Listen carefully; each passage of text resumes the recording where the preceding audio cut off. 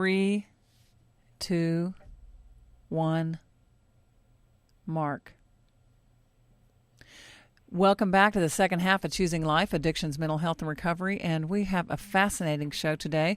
Catherine Ceci and I are talking about her experience with animal communication. She's coming to Atlanta March 24th and 25th. She will be doing readings on horses only at that time. We'll give her number out again now and at the end of the show, 850-342-1248. That's 850-342-1248. You can reach her at her website at www.one, as in the numeral 1, spirit.com/spirit of horses. And we gave you an example of one behavior problem that she talked about, and we'll take a couple more of minutes to talk about those on this side of the show. So, Catherine, you said that you see people and animals having really different roles with each other in the next millennium. So let's cover some of this, and then we're going to go back to some cases. What are some of those roles that you foresee happening with society and animals? Well, Susie, right now, according to the United States Humane Society information that I have, there are literally millions and millions of animals that are homeless, and about 25% of them are purebred dogs in the shelters. But I believe in about 200 years, our history books are going to reflect this as being the Dark Ages, again, in the way that we have treated the animals. But I'm very happy to say every week I hear of a new organization that's doing something for pet rescue or to help educate people on the overpopulation of animals. And I really believe that in our lifetime we're going to see quite a change in the animal-human relationship. I think we're going to see more and more animals being allowed into public places, more animals being used in therapy for people recovering from either mental health problems or mental retardation. I believe we're going to see the roles of animals increasing, and I'm happy to say I really believe we're going to see more respect and reverence for the creatures we share the earth with. Wow, I think that would be great. My husband has a dog who's a three-legged dog, and he's a great dog. He's the kind of dog I would take to animal therapy. He is just very noble and very gentle, real obedient, unlike my dog who's hyperactive, kind of like me. And but he's nothing but love. He's such a great dog. So, when you receive information from the animals, they sort of give you their pictures and their feelings. When we do a telephone assessment, do you pick up empathic also? Do you do that remote? I always work with animals in person. Okay. I prefer to do that because I feel like being able to see them, because as I said before, there are also practical things that you can see from body language. Mm-hmm. And I personally feel like the experience of being with the animal in person can really help the owner and the animal so much more. And this is certainly true with horses, because as most of the time when I go to read a horse, all I do is go look into their eyes and give the information. But there are times when owners will ask me to watch them ride their horse. Uh-huh. And I can be sensitive to things I'm feeling once they are out in a field or in an arena riding their horse. So I really prefer to work in person, and that makes me happy. And it makes my clients and animals happy, too. So, Catherine, when people schedule with you here in Atlanta in March, will they be bringing their horses then, or you're going to go to their... No, what I'll need to do is, in order to have an appointment, they will have to call me, set the time, and they will have to give me very clear directions to their home or barn. Okay. Right. I travel and go to their barn. Wow. Yes. That'll be so interesting. Yeah. Let's see. Let's talk about another case. I'm going to tell you about a dog of mine. His name is Harvey. My stepson named him Harvey because just like that movie with Jimmy, what's his name, he played the Invisible Rabbit. Mm-hmm. Do you remember that old movie? Not quite. Well, it's a movie from the 60s, and this really shy man played this rabbit, and only one person could see him. Nobody else could see him, but he was so shy that he would just disappear all the time, and so his name was Harvey. And so James named this dog Harvey because he was so terrified, I guess like Jill's cat. He's been abused. We assume he's been abused because, like you mentioned, he bonds with all the other animals. And the only way I caught him was my dog was in heat. And people in the neighborhood had been trying to catch him, and he just, you could not catch him. So my dog was in heat. He kept coming in the gate. I left it open. Finally, after a while, he stayed in so long, I just went ahead and closed the gate, and he didn't seem to mind because he was around Nikita. Eventually, I even got him in the home. As I got married and moved, I took him out to Stone Mountain. My husband's school is on 10 and a half acres, and I took him there to visit, but he fell in love because it's no fence, and he ended up staying around the home. Well, Jim has a school of 30 kids, so he just stays underneath the house, which is up, sort of lifted up off the stilts, sort of. So he stays underneath the house where we can actually see him. And Renee is the caretaker, and Renee feeds him good cooked meat every single day. I was going to say, all I kept feeling was Harvey is perfectly happy. Just bring me my food and let me sit here and watch everyone. And, that's kind of his story, which in this case, he could use a little bit of a diet. You're right about that. But that's okay. I mean, he's getting a little bit overweight, I can feel. But you're right, he is. Yeah, but the thing is, this dog is not unhappy. And he is, this is perfectly okay with him to sit there, eat, watch everything, enjoy the sunshine. That's him. And and Renee, I used to be the only person that could pet him. Now he won't let me pet him. Renee's the only one that... Well, I don't, in this situation, I would say that I just don't feel this animal being unhappy. Well, and I think the times he'll let me pet him is when he sees me every day, because we live like 2 blocks away. So if I go over there every single day, then he'll let me pet him and he'll come up to me. But other than that, it's Renee's his mom. Well, and this is something he's quite aware of that he's doing to sort of keep life the way he likes it. Yeah, that's so funny. And you should see him around other dogs. It's amazing. He's so bonded with them. So you said you had some information and history about people who trail ride with horses? Yes. Well, a lot of times I do get this same question from people that trail ride, say, on the weekends and that aren't professional riders, is with horses that will tend to rear up while they're on the trail. And this is one... The situation is very common, too. If you take the time to develop a partnership with your horse, and any partnership is based on trust, and you develop some very clear communication signals with your horse, such as one thing I use is I'll put my hand up on the withers when I think the horse might start to be spooked. And after a few times of doing this, my horse knows that when we used to trail ride all the time, he would know that if he was starting to get scared, I would comfort him this way, and this would help him calm down. Now, some people use a whistle, some people just use a more relaxed seat in the saddle. Find techniques to communicate with your horse before you get out on a trail.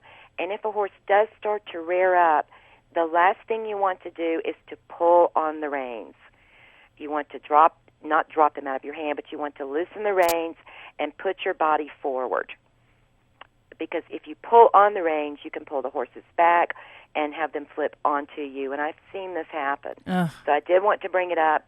I get asked about this a lot because so many people love to trail ride. Right. And you want to take precautions, and a lot of people maybe have not had lessons. And this may not come up in a lesson of what to do. But it's very important. So it's important to have a horse that you know when you go out onto the trails. So what do you think about the man who listens to horses, Monty Roberts, I think his name is? What did you think about him? I have learned most of what I know from Dave Jones, who is a master horse trainer, rider, saddle maker. He's written for Western Horsemen.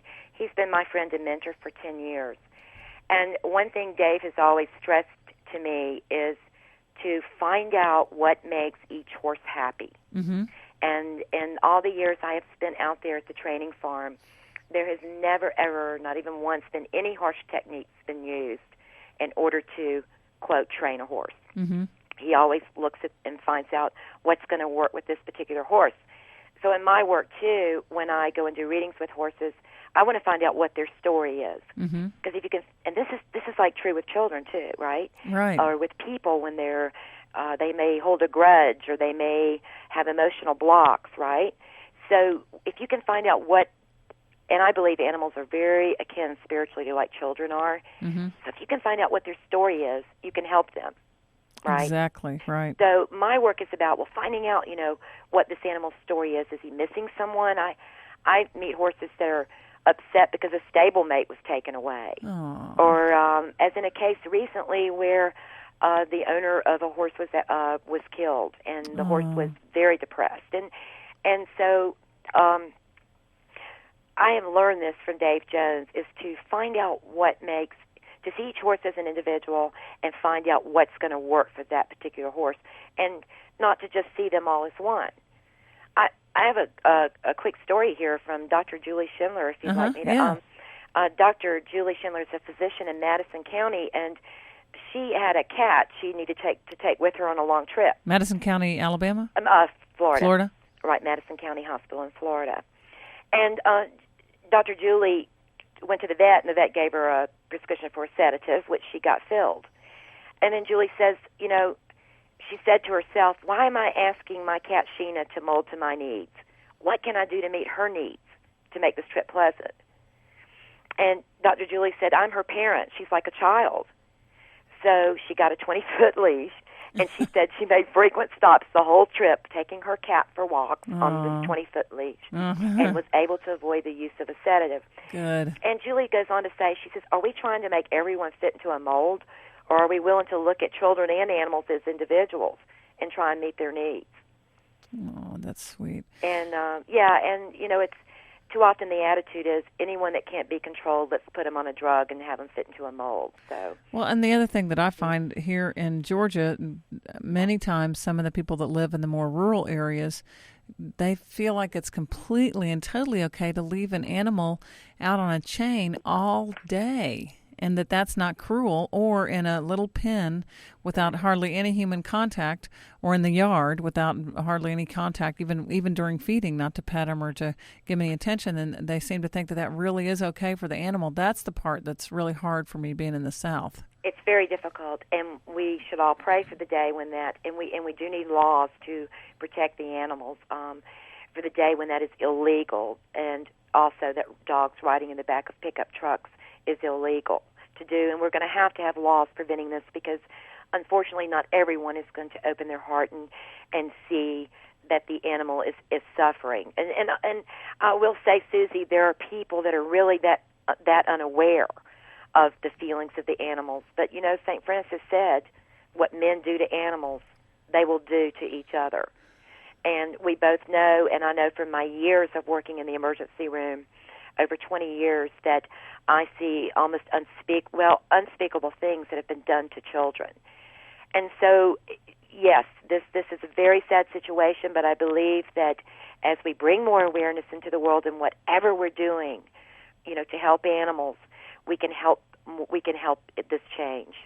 There is a bill trying to get passed here in Atlanta, a bill about making animal cruelty a federal crime. And I'm probably not speaking on it correctly, but I was involved in a letter writing campaign by the Animal Action Group, and they're trying to make sure that these pit bull fights and the cockfights that are happening here in Georgia, and some of it out in the country, and some of it in the Latino community, a lot of cockfights, and these fights where the dogs fight to the death, and they train the dogs to be, dog killers. And so they're trying to make right now, even if you mistreat an animal, nothing happens. There is nothing can happen to you. So if they find you with these animal killings and slayings, they don't do anything to you.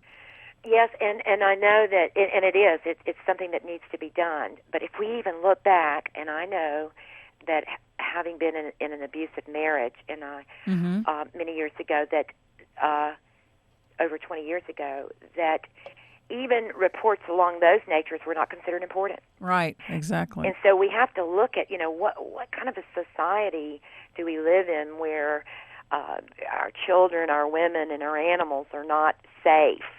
And yes, we can make the laws, but what can we do to open the hearts of people so that this doesn't occur? So I think the more that we do our missions and our work, whatever that is, that we can help heal people's hearts so that they don't want to, or they no longer have the need to abuse and hurt others. And neglect. And neglect, yes, absolutely. We are coming to almost the end. We have about 10 minutes, and I know we probably have a couple of other stories we want to get to. Okay. You said you have a strong belief in the idea of telepathic communication. What are your feelings about communication in general, and where do you see this going in the future for society? Well, this is what I believe, that the recognition of our oneness, of the fact that we are all connected to each other, and if people don't believe that from a spiritual standpoint, you can just consider that we all breathe the same air, and that we share this planet with many, many life forms. But I believe almost everyone I talk to now has had some experience where, either with a guardian angel or with an inner knowing that maybe their mom was going to call, or they needed to call their son or their daughter. Just about everyone I meet has some story like this now. And I believe that the more people become aware of that we'll rely more and more on our own inner feelings and our own inner knowing to make decisions about our life. And we'll realize the effect that we have on one another through our thoughts. And also the power of prayer. Right. I have a case from a friend of mine. Her name is Kathy. She has a cat, Joey, who I believe Joey is now 9 months, maybe a year. And recently, and Kathy lives in a one-bedroom apartment. Animals are kind of like her life. And the cats, I think there's 3 in her apartment now. So it's really small and it's crowded, but I'm sure that they get lots and lots of love from Kathy. She's the kind of person that feeds all the squirrels outside and all the birds, and cooks hamburger goes through the drive-through for all the animals. So she takes care of a friend of mine's dogs. So Joey has started pooping all over the house. He won't use it's a she, I forgot. Mm-hmm. Joey won't use the litter box, and she didn't know if it was because she changed the litter, so she went back to the other litter, but Joey still seems to be upset. Territorial. This is territorial behavior. And this is why, Susie, I usually start my lectures, and this is one reason I have quit working with cats, is that we've domesticated wild animals. Uh-huh. And so we're going to have to realize in some of these cases that this is the behavior of an animal that has a wild nature. Now, I am sure that maybe even her vet could recommend some things she could do, as far as maybe changing the litter, and they may or may not work. My feelings are it's probably territorial, and maybe with some time she will, change her behavior within the group, but maybe not. And this is a difficult situation when you want to take animals that are normally outside and have them inside. Now, I have a solution. Okay, I had the same problem down in Tampa, and what we did, and I'll make this real quick, but I went down and we had a cat that this girl was just crazy about, and the cat was doing this almost the same thing, and we just could not stand being inside. So I told her they built a cat condo out of wire, and it's huge, and they attached a pipe through the house, okay, that they could close. And so when she left for work, Kitty went in cat condo that was basically outside but wired. Do you see what I'm saying? Right, And I told her, and they did it. They sent me pictures, and they had all kinds of plants in there. So when the cat went into this, the cat thought it was outside. Aww. And it worked. Now, I cannot say this would work in her situation, but I would sure try it. Yeah, she can't. It's a second-story apartment. Well, she may have an outside deck or a front porch. And as long as you can, and my reports from my friend in Tampa said that her cat is very happy with this. Would this cat be happier living somewhere else? It's very possible, because when you have an animal, now some animals adjust to being domesticated so well, and some just do not. And I think if we're willing to look at them as individuals and be able to put our own emotions aside and say, what's better for this animal? Years ago, I found my horses better homes because I knew I was traveling so much. They weren't happy, but whose needs am I trying to meet? Right. You see? Exactly. And I had to put my own emotions aside and make a decision that was best for them. Right. Right. Well, let me tell you about my cat since you brought this up, but I think you're really kind of answering the question. He was rescued by my girlfriend who does the Animal Action Group, and probably at 3 or 4 months old. And he's a great cat, and he lives outside and comes in when he wants to, spends the night or stays out, whatever he feels like. But every once in a while, if you're playing with him, man, he will just scratch you or almost bite you. And I don't know if it's because he lived on the streets or what, but man, sometimes I just call him Satan. Yeah. Oh, yes. And I hear this a lot too. And I did actually hear a veterinarian speak about this recently. And again, Susie, this is we've domesticated wild animals statement. So this is a very natural, normal reaction for a cat. And so what you do is you learn the limits. How long does my cat usually like for me to pet him or scratch him before he wants to start this? You know, and you learn to. I had a cat like that once, and I knew that 10, 15 seconds was enough for Happy. That was his name. And then he wanted to go about his business, and any more than that, he would start with the scratching or biting. Right. So we learn what their individual needs are. I want to say real quick, too, I heard a call-in on a show the other day. Someone had called in about asking about the mother was upset because her child was upset because the hamster wouldn't run on the wheel. And the animal person recommended that they put food on the wheel to get the hamster to run on the wheel. Right. And my work is about they aren't toys. Animals are not toys, and we need to be teaching our children that they have feelings. Maybe the animal doesn't want to run on the wheel. Right. And instead of ways to force this animal to do this. So Right. It's an important part of what I wanted to say. Exactly. What about, and this is so important, what about people who have lost a pet? I know one time I lost a cat and then a dog immediately afterwards, and it was a really hard time for me, but I also felt like it was something that was supposed to happen at that time for my emotional growth. It just felt like it was time. But I know that some people do not understand that they should grieve the same way they would grieve for a friend. Right. So what do you recommend for people who've lost a beloved pet? Susie, I think you just said it. Absolutely. And say that every chance you get. Grieve as though, let yourself feel the grief. And find people that support and understand that. And don't think twice about if you need to call in sick to work about that, because we need to help change the society. There was a woman I knew who had a dog for 14 years, an elderly woman, still working. And she was given a very hard time when she called in sick to work when her dog had died. This needs to stop. Oh, forget it. I know. And so let yourself feel the grief. Number one, find people who understand. This is very important. Okay? And talk with them. And I get a lot of emails that it just brings tears to my eyes from these stories from people. But oftentimes you just need to be with someone else that has gone through this. So absolutely, just please let yourself feel the grief. What books would you recommend for horse lovers? Oh, my favorite book is going to be Horse Follow Closely by Gawani Ponyboy, and anything written by Dave Jones. Horse Follow Closely. Right. And it's Native American horsemanship, and it's Gawani Ponyboy. And Dave Jones, any Dave particular Jones. Title of his books? Just any of his books. And I believe it's Oklahoma Press that publishes his books. Okay. Right.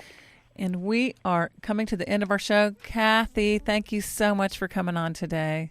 Oh, listen, thank you very much, Susie. I really appreciate the opportunity to share my love with the animals. I'm so happy. If you want to reach Kathy, if you want to try to schedule Catherine, it's 850-342-1248, 850-342-1248.